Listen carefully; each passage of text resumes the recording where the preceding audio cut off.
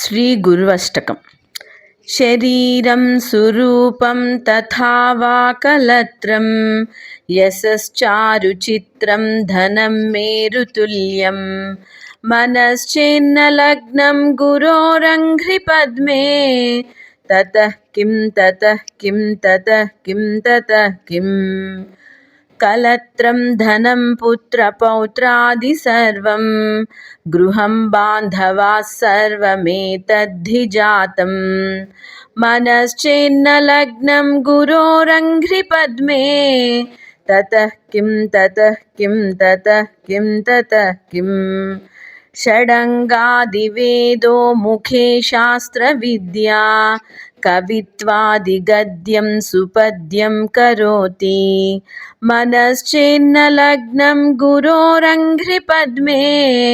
ततः किं ततः किं ततः किं ततः किम् विदेशेषु मान्यः स्वदेशेषु धन्यः सदाचारवृत्तेषु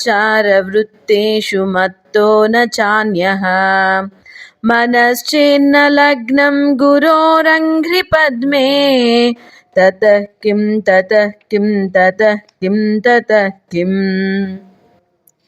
क्षमामण्डले भूपभूपालबृन्दैः सदा सेवितं यस्य पादारविन्दम्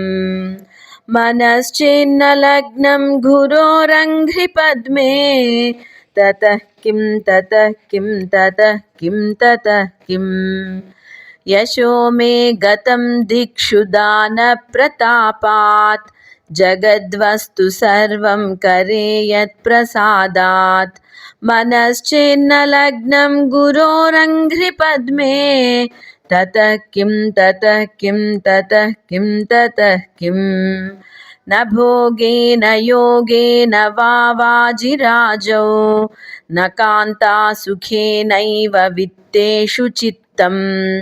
मनश्चेन्न लग्नं गुरोरङ्घ्रिपद्मे